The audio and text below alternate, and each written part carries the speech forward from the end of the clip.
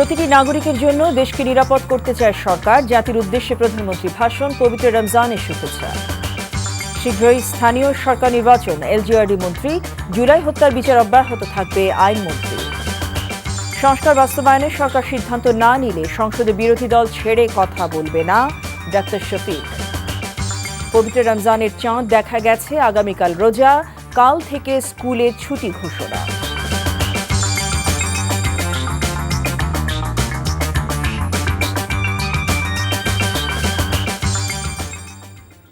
আসসালামু আলাইকুম। জসিন্তা জিনিয়া স্বাগত জানাচ্ছে এনটিভির রাতের খবরে। ক্রাউন সিমেন্ট শিরোনাম দেখছিলেন, এবার পুরো খবর। প্রধানমন্ত্রী তারেক রহমান বলেছেন, দল, মত, ধর্ম, বর্ণ নির্বিশেষে পাহাড়ে কিংবা সমতলে বসবাসকারী এই দেশ সবার। প্রতিটি নাগরিকের জন্য দেশ নিরাপদ ভূমিতে পরিণত করতে চায় সরকার। তিনি বলেন, রমজানের পবিত্রতা রক্ষার স্বার্থে দ্রব্যমূল্য যাতে সাধারণ মানুষের নাগালের বাইরে না যায়, এ ব্যাপারে ব্যবসায়ীদের সতর্ক থাকতে হবে। বিএনপি সরকার সকল ক্ষেত্রেই অনাচার অনিয়মের সকল সিন্ডিকেট ভেঙে দিতে বদ্ধপরিকর। রাতে রাষ্ট্রীয় সম্প্রচার মাধ্যম বিটিভিতে প্রধানমন্ত্রী এ ভাষণ সম্প্রচার করা হয়। ইফতেখার রেজা রিপোর্ট। দেশবাসীর উদ্দেশ্যে একটি বার্তা দিয়ে বলতে, দেশের 11তম প্রধানমন্ত্রী হিসেবে দায়িত্বভার গ্রহণের পরদিন জাতির উদ্দেশ্যে ভাষণ দিয়েছেন প্রধানমন্ত্রী তারেক রহমান। তিনি বলেন, স্বাধীনতা প্রিয় গণতন্ত্রকামী জনগণের কারণেই দেশে আবার মানুষের অধিকার, সম্মান এবং মর্যাদা পুনঃপ্রতিষ্ঠার সুযোগ সৃষ্টি হয়েছে। প্রতিটি নাগরিকের জন্যই এই দেশকে আমরা একটি নিরাপদ ভূমিতে পরিণত করতে চাই। প্রধানমন্ত্রী বলেন, দলীয় কিংবা রাজনৈতিক প্রভাব প্রতিপত্তি নয়, আইনের শাসনই হবে রাষ্ট্র পরিচালনার শেষ কথা। ফ্যাসিবাদের সময়কালে দুর্নীতি দুঃশাসনে পর্যুদস্ত একটি ভঙ্গুর অর্থনীতি, দুর্বল শাসন কাঠামো আর অবনতিশীল আইন শৃঙ্খলা পরিস্থিতির মধ্য দিয়ে নতুন সরকার যাত্রা শুরু করেছে। আইন শৃঙ্খলা পরিস্থিতির উন্নয়ন এবং কঠোরভাবে দুর্নীতি নিয়ন্ত্রণের মাধ্যমে জনগণের মনে শান্তি, নিরাপত্তা ফিরিয়ে আনাই হচ্ছে আমাদের সরকারের প্রধান অগ্রাধিকার। দলীয় কিংবা রাজনৈতিক প্রভাব প্রতিপত্তি অথবা জোর জবরদস্তি নয়, আইনের শাসনই হবে রাষ্ট্র পরিচালনার শেষ কথা। আইন শৃঙ্খলা পরিস্থিতির উন্নয়ন এবং কঠোরভাবে দুর্নীতি নিয়ন্ত্রণের মাধ্যমে জনগণের মনে শান্তি, নিরাপত্তা ফিরিয়ে আনাই সরকারের প্রধান অগ্রাধিকার। তিনি বলেন, জুয়া এবং মাদক নিয়ন্ত্রণে আইন শৃঙ্খলা বাহিনীকে কঠোর পদক্ষেপ গ্রহণের নির্দেশ দেওয়া হয়েছে। জুয়া এবং মাদক নিয়ন্ত্রণে আইন শৃঙ্খলা বাহিনী সব রকমের কঠোর পদক্ষেপ গ্রহণ করছে। জনজীবনে শান্তি ও নিরাপত্তা নিশ্চিত করতে সরকার সর্বোচ্চ উদ্যোগ গ্রহণ করছে। প্রধানমন্ত্রী বলেন, কি ধরনের উদ্যোগ গ্রহণ করলে বাজার পরিস্থিতি নিয়ন্ত্রণে থাকবে, এ বিষয়ে পরামর্শ কিংবা অভিযোগ শুনতে সরকার প্রস্তুত। রমাদানের পবিত্রতা রক্ষার্থে এই মাসটিকে আপনারা ব্যবসা মুনাফা লাভের মাস হিসাবে পরিগণিত করবেন না। দ্রব্যমূল্য যাতে সাধারণ মানুষের নাগালের বাইরে না যায়, এ ব্যাপারে ব্যবসায়ীরা দয়া করে সতর্ক থাকবেন। ক্ষুদ্র, মাঝারি কিংবা ছোট বড় সকল ব্যবসায়ীদের প্রতি বর্তমান সরকারের দৃষ্টিভঙ্গি সহজ এবং স্পষ্ট। বর্তমান সরকার ব্যবসায়ী এবং ক্রেতা সাধারণ উভয় স্বার্থ রক্ষা করে প্রয়োজনীয় পদক্ষেপ গ্রহণ করতে চায়। দেশের মানুষ সহজভাবে সঠিক সময়ে অফিস, আদালত, ব্যবসা বাণিজ্য যাতে করতে পারেন, সেই লক্ষ্যকে সামনে রেখেই সারা দেশের রেল যোগাযোগ ব্যবস্থা ঢেলে সাজানোর উদ্যোগ নেওয়া হয়েছে। রাজধানীতে জনসংখ্যার চাপ কমাতে বিকল্প ব্যবস্থা গ্রহণ করা জরুরি হয়ে পড়েছে। মানুষ তার নিজ জেলায় কিংবা নিজের বাসা বাড়িতে থেকেও যাতে সহজভাবে সঠিক সময়ে অফিস, আদালত, ব্যবসা বাণিজ্য করতে পারেন, সেই লক্ষ্যকে সামনে রেখেই সারা দেশে রেল যোগাযোগ ব্যবস্থা ঢেলে সাজানোর উদ্যোগ নেওয়া হচ্ছে। অঙ্গীকার পূরণের এই যাত্রাপথে ভবিষ্যতে দেশবাসীর অব্যাহত সমর্থন প্রত্যাশা করেন প্রধানমন্ত্রী তারেক রহমান। নিরাপদ এবং সুস্থ রাখুন। Iftekhar Reza, NTV news, Dhaka. আনুষ্ঠানিকভাবে যাত্রা শুরু করেছে প্রধানমন্ত্রী তারেক রহমানের নেতৃত্বাধীন বিএনপি সরকার। মন্ত্রিসভার বৈঠকে দুর্নীতির বিরুদ্ধে জিরো টলারেন্সের কথা নতুন মন্ত্রী প্রতিমন্ত্রীদের স্পষ্ট করে জানিয়েছেন প্রধানমন্ত্রী। প্রথম দিনে সচিবালয় মন্ত্রিসভার বৈঠকে সভাপতিত্ব করেন তিনি। বিএনপি নির্বাচনী ইশতেহারের উপর জনগণের রায় দিয়ে ক্ষমতায় এনেছে উল্লেখ করে আইন মোতাবেক সেসব বাস্তবায়নে সচিবদের নির্দেশনা দিয়েছেন প্রধানমন্ত্রী তারেক রহমান। মন্ত্রিসভার বৈঠকের পর ব্রিফিংয়ে স্বরাষ্ট্রমন্ত্রী সালাউদ্দিন আহমেদ এসব কথা জানান। সচিবালয়ে প্রধানমন্ত্রী তারেক রহমানকে উষ্ণ অভ্যর্থনা এবং শুভেচ্ছা জানান সচিবরা। এরপর দুপুর ৩টা ২৫ জন মন্ত্রী এবং ২৪ জন প্রতিমন্ত্রীকে নিয়ে বৈঠকে বসেন প্রধানমন্ত্রী। মন্ত্রণালয়গুলোকে দেন বিভিন্ন নির্দেশনা। জনগণের প্রত্যাশা পূরণে কাজ করার জন্য সচিবদের নির্দেশ দেন তিনি।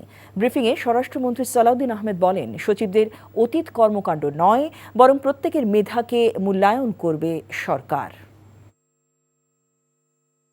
সেক্রেটারিদের উদ্দেশ্যে অ্যাড্রেস করেছেন।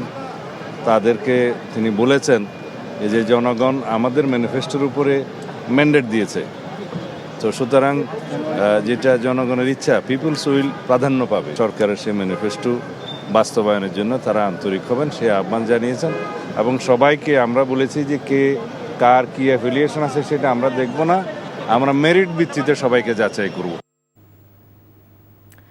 আইন শৃঙ্খলা নিয়ন্ত্রণ, দুর্নীতি রোধ ও দ্রব্যমূল্য সহনীয় রাখতে কাজ করবে সরকার। সেই সঙ্গে জুলাই হত্যাকাণ্ডের বিচার চলবে স্বাভাবিক গতিতে। সচিবালয়ের নিজ নিজ দপ্তরে যোগ দিয়ে প্রথম কর্মদিবসে সব কথা জানান নতুন সরকারের মন্ত্রী প্রতিমন্ত্রীরা। তাঁরা বলেন, গণতন্ত্রের পথে চলবে বিএনপি সরকার। দেখুন হাসান মাহমুদের রিপোর্ট। দীর্ঘ ব্যবধানে সচিবালয়ে এসেছেন পুরনো মন্ত্রীরা, আর একেবারেই নতুন যারা মন্ত্রণালয়ের দায়িত্ব পেয়েছেন তারাও প্রথম কর্মদিবসে সচিবালয়ে নিজের দপ্তরে নতুন অভিজ্ঞতার মুখোমুখি। সামনে জনগণকে দেয়া প্রতিশ্রুতি বাস্তবায়নের দীর্ঘ চ্যালেঞ্জ। প্রধানমন্ত্রী তারেক রহমান সহ নতুন মন্ত্রী প্রতিমন্ত্রীদের আগমনকে কেন্দ্র করে সচিবালয়ে ছিল কর্মব্যস্ত মুখরতা। কর্মকর্তারা ফুল দিয়ে স্বাগত জানিয়েছেন সবাইকে। নতুন পথচলায় নানা চ্যালেঞ্জ উতরে জনগণের প্রত্যাশাকে এগিয়ে রাখবে বিএনপি সরকার। মানুষের প্রতি আমাদের যে দায়বোধ, সেই দায়বোধ আমরা মনে করি যে সরকার পরিচালনা করতে গিয়ে আমাদের মূল লক্ষ্যই থাকবে জনগণের সেবা করা। প্রাথমিকভাবে দ্রব্যমূল্য নিয়ন্ত্রণে রাখা, আইনশৃঙ্খলা পরিস্থিতি আরও উন্নত করা এবং সরবরাহ চেইন আর কি সাপ্লাই চেইন ঠিক রাখা, আর বিদ্যুৎ এবং জ্বালানি সেক্টরে যাতে কোনো সমস্যা না হয়, গ্যাস এবং বিদ্যুতে, সেটার প্রতি লক্ষ্য রাখে। বাংলাদেশের মানুষের যে প্রত্যাশা, সেটা পরিবেশের দিক থেকে হোক, সেটা খাদ্য উৎপাদনের দিক থেকে হোক, সর্বদিক থেকে আমাদের চেষ্টা থাকবে যেন মানুষের প্রত্যাশা পূরণ করতে পারে। আমাদের শিক্ষা ব্যবস্থাকে যুগ উপযোগী শিক্ষা ব্যবস্থা করতে হবে। আমাদের কম্পিট করতে হবে ওয়ার্ল্ড অন্যান্য কান্ট্রিগুলোর সাথে। গ্লোবাল ভিলেজে আমরা এই ব্যাকডেটেড কোনো এডুকেশন থাকতে পারবে না। জুলাই হত্যাকাণ্ডের বিচার স্বাভাবিকভাবেই চলমান থাকবে, আর রমজানে দ্রব্যমূল্য সহনীয় এবং সবসময় বাজার নিয়ন্ত্রণে রাখার প্রত্যয় মন্ত্রীদের। অর্থনীতির সুফল একটা কোনো প্যাট্রোনাইজ গ্রুপ একটা পৃষ্ঠপোষকতার মাধ্যমে আমরা করতে পারি না। এই অর্থনীতির সুফল বাংলাদেশের প্রত্যেকটি নাগরিকের কাছে যেতে হবে। মানবতা বিরোধী অপরাধের যে বিষয়, আইন তার নিজস্ব গতিতে চলবে, আইন তার নিজস্ব গতিতে চলবে, আমরা সেভাবেই দেখব। তবে আইনের যদি কোনো অপব্যবহার হয়ে থাকে সেটাও আমরা দেখব। জরুরি যে সমস্যাগুলিতে আমরা অ্যাড্রেস করতে চাই সেটা একটা সম্মানজনক জায়গাতে আনতে কমপক্ষে 180 দিন হলে সুবিধা হয়। সেই অনুযায়ী 180 দিনের একটা পরিকল্পনা আমাদের খসড়া আকারে তৈরি করা আছে। তবে নতুন মন্ত্রী প্রতিমন্ত্রীরা জানিয়েছেন, দুর্নীতি কমিয়ে জনগণের সেবা প্রাপ্তিকে সহজ করতে চান তারা। এখনো দুর্নীতিমুক্ত হয়নি এবং সেগুলি ঠিক করার জন্য তো আমাদের চেষ্টা চলবে। দেশবাসীর যে প্রত্যাশা, সেই প্রত্যাশা এই গণতান্ত্রিক সরকারের কাছে অনেক বেশি। আমরা বেশ কিছু অ্যাপ্রোপ্রিয়েট প্ল্যানিং নিয়ে আগাচ্ছি এবং চেষ্টা করব আপনাদের সহযোগিতা চাই আমরা সার্বক্ষণিকভাবে। বন্ধ হয়েছে অনেক জায়গার শ্রমবাজার, সেখানে শ্রমবাজার ওপেন করার জন্য যদি প্রধানমন্ত্রী একটি সফর দেন মিডল ইস্টে, সেটা আমাদের জন্য একটা সম্ভাবনা, নতুন দ্বার উন্মোচন করতে পারে। মন্ত্রী প্রতিমন্ত্রীদের সরব উপস্থিতিতে দিনভর কর্মচঞ্চল ছিল সচিবালয়। Hasan Mahmud, NTV news, Dhaka. দায়িত্বভার গ্রহণের পর প্রথম কার্যদিবসে জাতীয় স্মৃতিসৌধে মহান মুক্তিযুদ্ধে আত্মোৎসর্গকারী বীর শহীদদের প্রতি শ্রদ্ধা জানিয়েছেন প্রধানমন্ত্রী তারেক রহমান। এ সময় মন্ত্রিপরিষদের সদস্যদের সঙ্গে নিয়ে আলাদাভাবেও শ্রদ্ধা জানান তিনি। পরে বাবা শহীদ রাষ্ট্রপতি জিয়াউর রহমান এবং মা বেগম খালেদা জিয়ার কবর জিয়ারত করেন প্রধানমন্ত্রী। এ সময় মন্ত্রিপরিষদ সদস্যরা জানান, ব্যক্তি স্বার্থে নয়, জনগণের জন্য কাজ করবে সরকার। ইমরুল আহসানের রিপোর্ট। দেশের স্বাধীনতার জন্য অকাতরে যারা জীবন দিয়েছেন তাদের স্মরণ করতে দায়িত্ব নেওয়ার পরদিনই সাভারে জাতীয় স্মৃতিসৌধে প্রধানমন্ত্রী তারেক রহমান বিনম্র শ্রদ্ধা জানান ৭১-এর বীরদের প্রতি। রাষ্ট্রীয় সালাম জানায় সশস্ত্র বাহিনীর একটি চৌকস দল।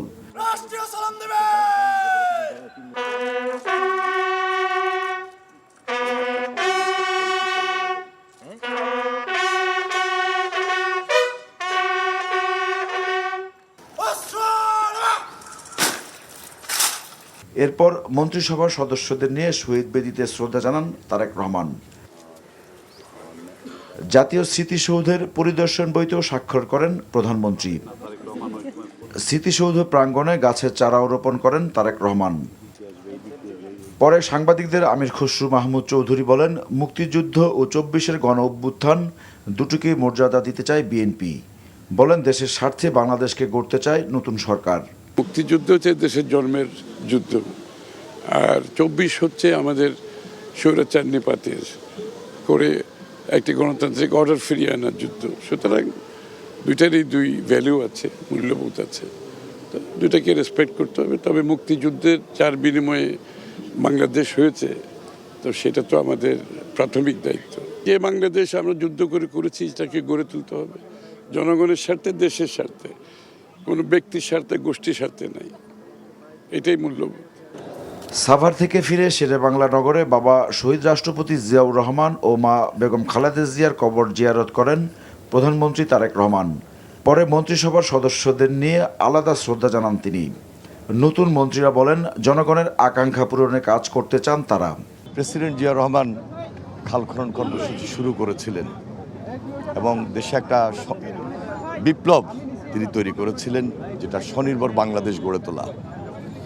ইনশাল্লাহ আগামী দিনে জনাব তারেক রহমানের নেতৃত্বে খাল খনন কর্মসূচির মাধ্যমেই আমরা যেন নতুন সে আন্দোলন গড়ে তুলতে পারি। আমাদের যে 3টি মন্ত্রণালয় আছে সেটা বাংলাদেশের জন্য মধ্যে খুবই গুরুত্বপূর্ণ মন্ত্রণালয় এবং সেটাকে ফাংশন করানো খুবই জরুরি যদি উন্নয়নটাকে দৃশ্যমান করতে হয়, যদি অর্থনীতিকে সচল করতে হয়। তো সেই বিবেচনায় আমাদের উপর সরকার প্রধান আস্থা রেখেছে। ডেফিনেটলি এই আস্থার মর্যাদা আমরা কর্মের মাধ্যমে এবং জবাবদিহিতার মাধ্যমে জনগণের কাছে প্রতিষ্ঠিত করতে সক্ষম হব। Imrul Ahsan, NTV news, Dhaka. সরকারি গাড়িতে নয়, নিজের গাড়িতেই চলাফেরার সিদ্ধান্ত নিয়েছেন প্রধানমন্ত্রী তারেক রহমান। বুধবার বিএনপি মিডিয়া সেলের সদস্য আতিকুর রহমান রুমন এ তথ্য জানান। তিনি বলেন, প্রধানমন্ত্রী নিজের গাড়ি, নিজের চালক এবং নিজের ক্রয় করা জ্বালানি ব্যবহার করবেন। তিনি প্রধানমন্ত্রীর সরকারি গাড়ি ব্যবহার করছেন না। আজকের দিনের কর্মসূচিতে প্রধানমন্ত্রী সাভার ও শেরেবাংলা নগর গিয়েছিলেন নিজের গাড়িতে চড়ে। সেখান থেকে সচিবালয়ে তিনি যান সেই গাড়িতেই। আতিকুর রহমান বলেন, যানজটের কথা বিবেচনা করে প্রধানমন্ত্রীর নির্দেশে তার গাড়িবহরের সংখ্যা কমিয়ে ফেলা হয়েছে। এতদিন গাড়িবহরে 13 থেকে 14টি গাড়ি থাকত, আজ সেটা কমিয়ে 4টি করা হয়েছে।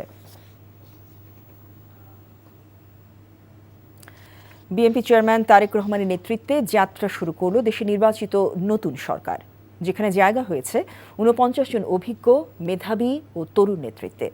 আইনশৃঙ্খলা পরিস্থিতির উন্নতি, দ্রব্যমূল্য নিয়ন্ত্রণ এবং শিক্ষাকে ঢেলে সাজানো সবচেয়ে বড় চ্যালেঞ্জ বলে মনে করছেন শিক্ষাবিদ ও রাজনৈতিক বিশ্লেষক অধ্যাপক ডক্টর আনোয়ারুল্লাহ চৌধুরী। আরও জানাচ্ছেন ওবায়দুল্লাহ মামুন। আমি বাংলাদেশের প্রতি ত্রয়োদশ জাতীয় সংসদ নির্বাচনে নিরঙ্কুশ বিজয়ের মধ্য দিয়ে 2 দশক পর তারেক রহমানের নেতৃত্বে চতুর্থবারের মতো সরকার গঠন করল বিএনপি। এই 20 বছর বিএনপিকে পার করতে হয়েছে নানা চড়াই উতরাই। দীর্ঘ পথ পরিক্রমার সমাপ্তি ঘটেছে ব্যালট যুদ্ধ শেষে বিএনপি চেয়ারম্যান তারেক রহমান, প্রধানমন্ত্রী সহ 50 জন মন্ত্রী প্রতিমন্ত্রীর শপথ পাঠের মধ্য দিয়ে দেশ প্রবেশ করেছে গণতান্ত্রিক অভিযাত্রায়। বিএনপি নেতৃত্বাধীন তারেক রহমানের সরকারকে ইতিবাচক উল্লেখ করে রাজনৈতিক বিশ্লেষকরা বলেন, এটি নবীন ও প্রবীণের মন্ত্রিসভা। বিরোধী দলকে সাথে নিয়ে আগামীতে সরকার রাষ্ট্র গঠনে গুরুত্বপূর্ণ ভূমিকা রাখতে সক্ষম হবে। সংসদীয় গণতন্ত্রে বিরোধী দলও কিন্তু আপনার সরকারের অংশ।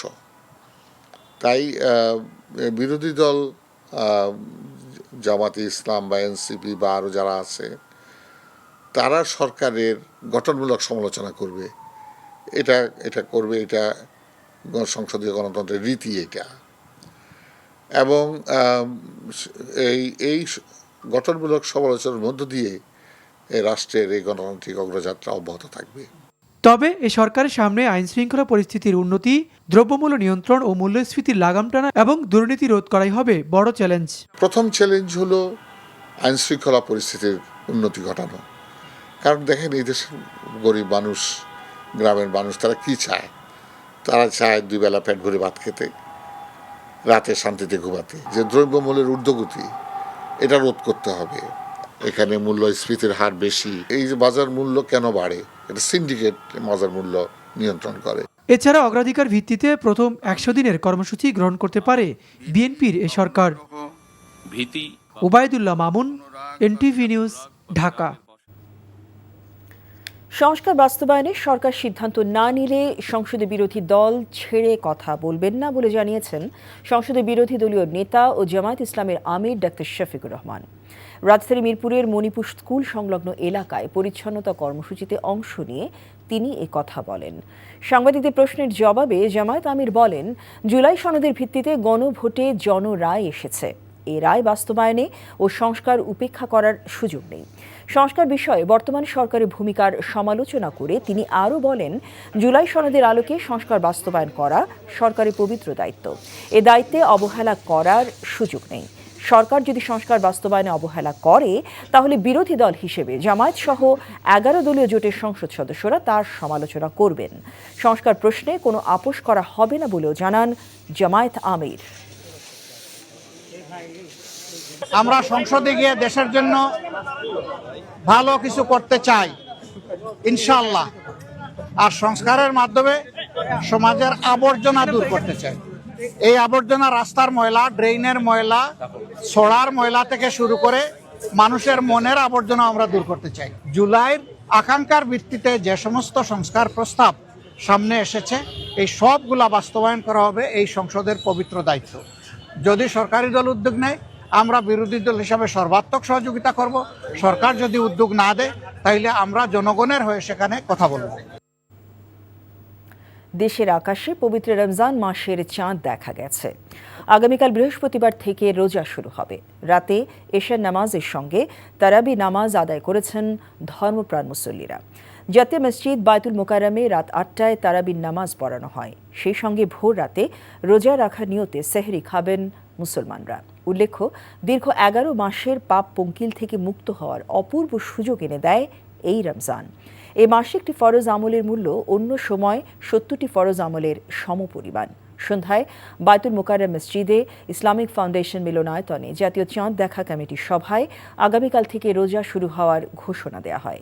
সভায় সভাপতিত্ব করেন ধর্মমন্ত্রী কাজী শাহ মোফাজ্জল হোসাইন কায়কোবাদ।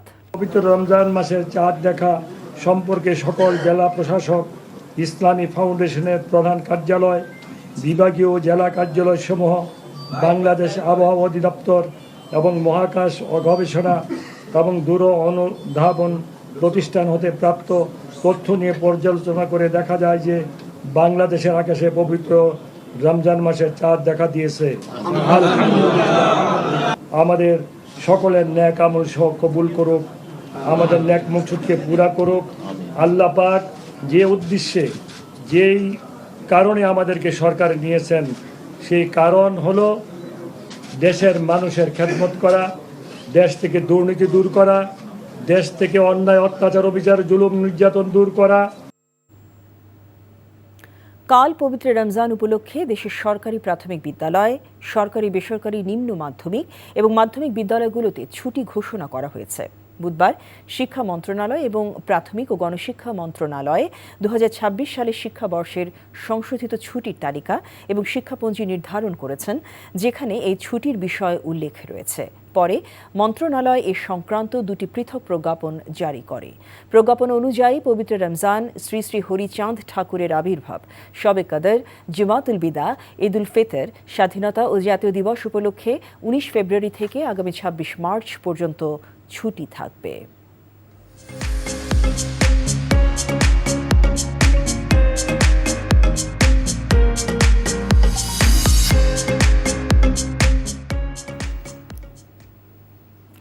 রমজান এলেই অস্থির হয়ে ওঠে নিত্যপণ্যের বাজার।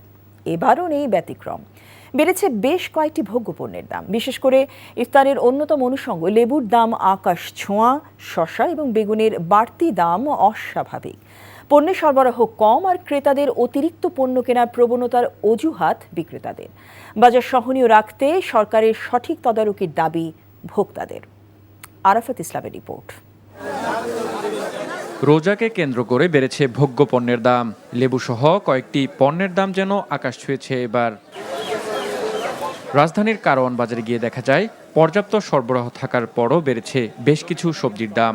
বেগুন 120 থেকে 140 টাকা, শসা 100 থেকে 140, আর কাঁচামরিচের কেজি 100 থেকে 120 টাকা। সবচেয়ে বেশি লেবুর দাম। আকার ভেদে হালিতে গুনতে হচ্ছে 150 টাকা পর্যন্ত। মানুষের চাহিদা বেশি, মানুষ যেখানে আপনার এক হালি লেবু সংগ্রহ করার কথা ছিল বা কেউ লেবু নিত না, তারও লেবুর দরকার হয়। যে এক হালি সংগ্রহ করার কথা সে 5 হালি সংগ্রহ করে, এই জন্য একটু সংকট দেখা দিচ্ছে, তো এই জন্য মালের দামটা বেশি। বেড়েছে মাংসের দামও। ব্রয়লারে 20 টাকা আর সোনালী মুরগিতে বেড়েছে 50 টাকা।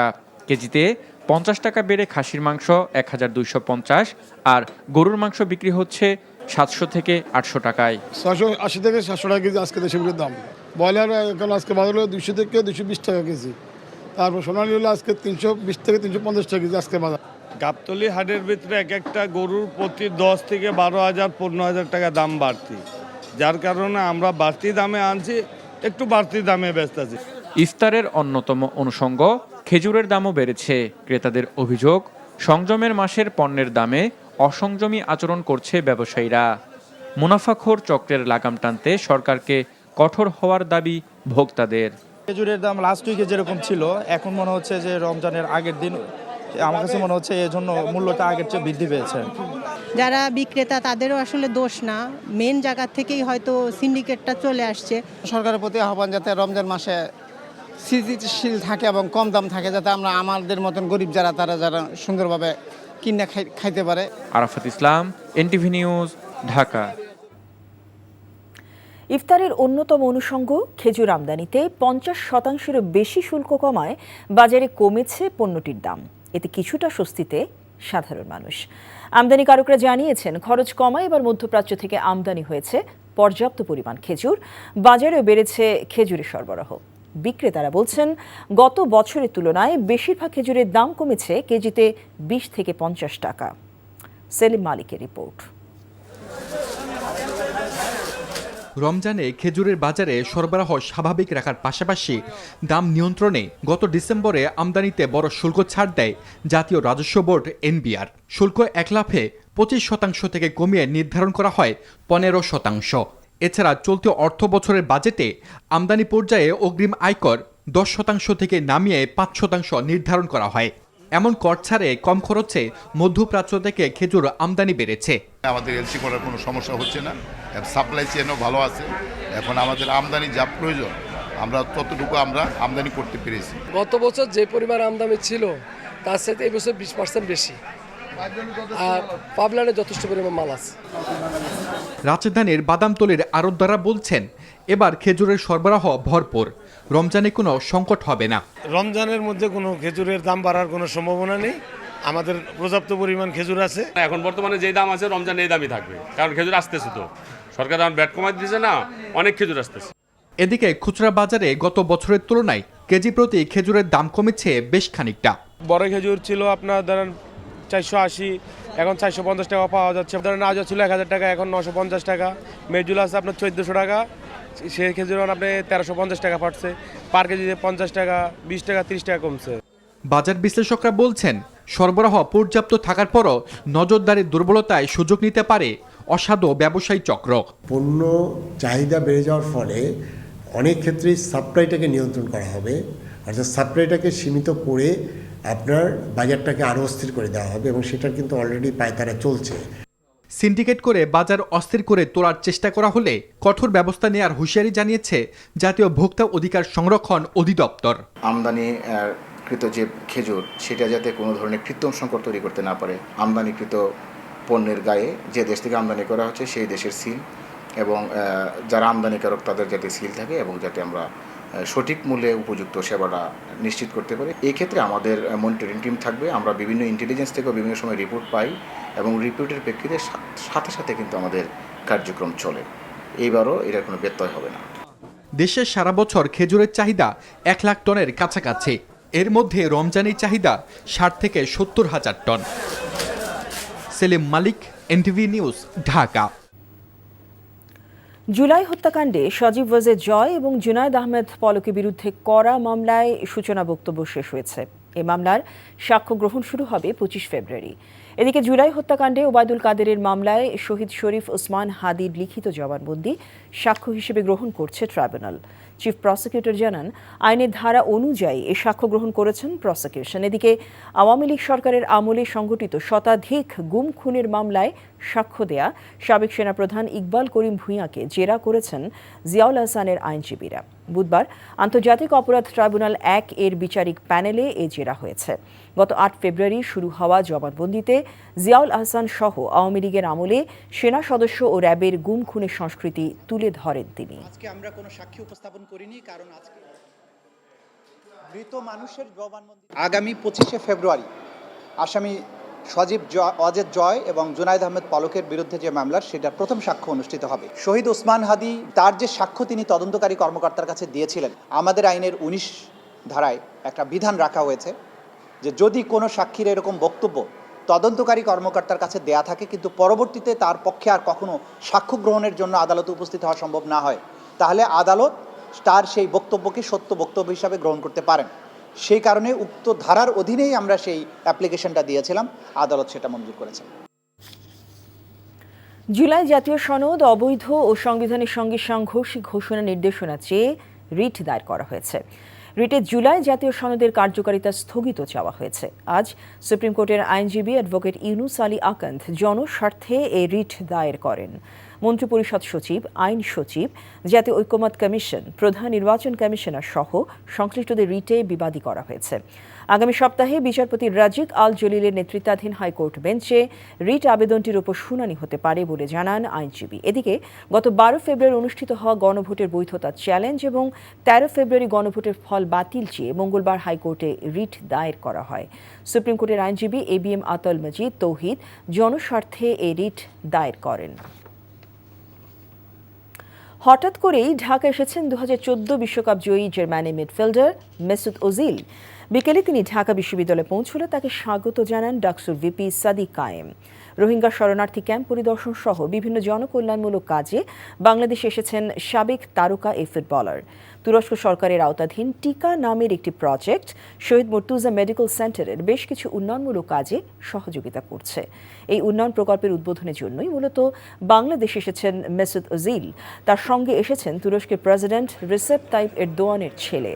পূর্ব ঘোষণা না থাকলেও বিশ্বকাপ জয়ী তারকাকে দেখতে ভিড় জমান বিপুল সংখ্যক শিক্ষার্থী।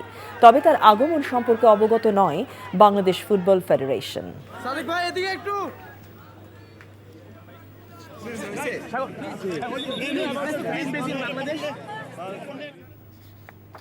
নোয়াখালী জেলা আওয়ামী লীগ কার্যালয়ে তালা ভেঙে এবং দিনাজপুরের দলীয় কার্যালয় খুলে মিছিল সমাবেশ করায় কার্যক্রম নিষিদ্ধ আওয়ামী লীগের 10 নেতাকর্মীকে আটক করেছে পুলিশ। পুনরায় তালা দেয়া হয়েছে কার্যালয় দুটিতে। পুলিশ এবং এলাকাবাসী জানায়, সকালে নোয়াখালী শহরের মাইজদি প্রধান সড়কের পাশে আওয়ামী লীগ কার্যালয়ে জড়ো হন নিষিদ্ধ ছাত্রলীগ ও যুবলীগের কয়েকজন কর্মী। এক পর্যায়ে তারা তালা ভেঙে ভেতরে প্রবেশ করে। পরে প্রধান ফটকের সামনে স্লোগান দিতে থাকেন। খবর পেয়ে পুলিশ গিয়ে সেখানে ঝুলিয়ে রাখা ব্যানারটি অপসারণ করে। আটক করা হয় 5 জনকে। এদিকে ফ্যাসিস্ট আওয়ামী লীগ সরকারের পতনের পর থেকে বন্ধ থাকা দলটির কার্যালয়ে নেতাকর্মীদের প্রবেশের ঘটনায় আগামীকাল মাইজদিতে বিক্ষোভ মিছিলের ডাক দিয়েছে জুলাই ঐক্য। অন্যদিকে দিনাজপুরের পার্বতীপুরে উপজেলা আওয়ামী লীগ কার্যালয় খুলে সমাবেশ ও মিছিল করায় কার্যক্রম নিষিদ্ধ আওয়ামী লীগের 5 নেতাকর্মীকে আটক করা হয়েছে। রমজানে আরব, তুরস্ক, ইউরোপীয় ও এশীয় খাবারের পসরা সাজিয়ে বসছে রাজধানীর অভিজাত হোটেল ওয়েস্টিন ও শেরাটন। বিভিন্ন দেশ থেকে আসা নামকরা শেফদের তৈরি 2.5 শতাধিক খাবারের সাথে মিলবে ঐতিহ্যবাহী দেশীয় ইফতারি। দুপুরে শেরাটন ঢাকায় সংবাদ সম্মেলনে এ তথ্য জানান unique hotel and resorts PLC প্রধান নির্বাহী কর্মকর্তা মোহাম্মদ সাখাওয়াত হোসেন। এদিকে রমজানে ইন্টারকন্টিনেন্টাল ঢাকায় থাকছে অসাধারণ খাবারের সমারোহ। হোটেলের এলিমেন্টস গ্লোবাল ডাইনিংয়ে থাকবে বুফে ইফতার এবং ডিনার। এছাড়া প্রতি বৃহস্পতি ও শুক্রবার রাতে বিশেষ আকর্ষণ হিসেবে থাকবে সুস্বাদু বুফে সেহরি। সন্ধ্যায় মাসব্যাপী আয়োজনের উদ্বোধন করেন অতিথিরা। এ সময় ইন্টারকন্টিনেন্টাল ঢাকার মার্কেটিং ডিরেক্টর সাদমান সালাউদ্দিন সহ অন্যরা উপস্থিত ছিলেন।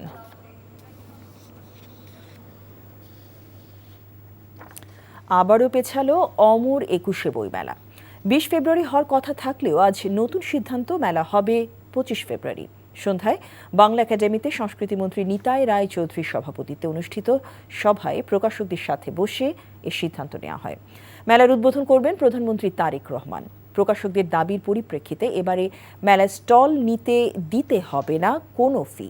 ইতোমধ্যে যেসব প্রকাশক স্টল বরাদ্দ নেননি তারা বৃহস্পতিবার বিকেল 3টা পর্যন্ত স্টল নেওয়ার আবেদন করতে পারবেন। একই দিনে সন্ধ্যা 6টায় তাদের স্টল বরাদ্দ দেওয়া হবে। সভায় আরও উপস্থিত ছিলেন সংস্কৃতি প্রতিমন্ত্রী আলী নেওয়াজ মাহমুদ খোয়াম, বাংলা একাডেমির মহাপরিচালক অধ্যাপক মোহাম্মদ আজম সহ প্রকাশক নেতৃবৃন্দ। এবারে বইমেলা শেষ হবে 15 মার্চ।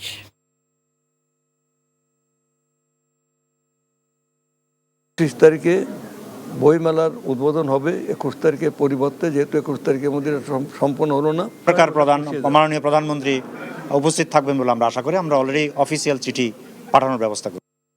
চলতি বিশ্বকাপ বয়কট করলেও 2028 টি-20 বিশ্বকাপ সরাসরি কোয়ালিফাই করল বাংলাদেশ। 20 দলের মধ্যে নিশ্চিত হওয়া 12 দেশের নাম প্রকাশ করেছে আইসিসি। টি-20 বিশ্বকাপের বাছাই বিধি অনুযায়ী সুপার 8-এ ওঠা সব দলই 2028 বিশ্বকাপ আসরের জন্য সরাসরি জায়গা নিশ্চিত করেছে।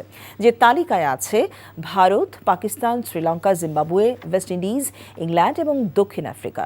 স্বাগতিক দেশ হওয়ায় নিউজিল্যান্ডও গ্রুপ পর্ব থেকে বাদ পড়া অস্ট্রেলিয়ার বিশ্বকাপ নিশ্চিত হয়েছে আগেই। র্যাঙ্কিং বিবেচনায় শেষ 3 দল হিসেবে জায়গা নিশ্চিত করল 9 নম্বরে থাকা বাংলাদেশ, 10 নম্বরে আফগানিস্তান এবং 12তে থাকা আয়ারল্যান্ড। আগামী 9 মার্চের মধ্যে টি-20 র্যাঙ্কিংয়ে প্রভাব পড়বে না বলেই কোয়ালিফাই দলের তালিকা প্রকাশ করেছে আইসিসি। এই ছিল রাতের খবরে। এই খবরের ভিডিও সহ আপডেট জানতে ভিজিট করুন এনটিভি অনলাইন www.ntvbd.com।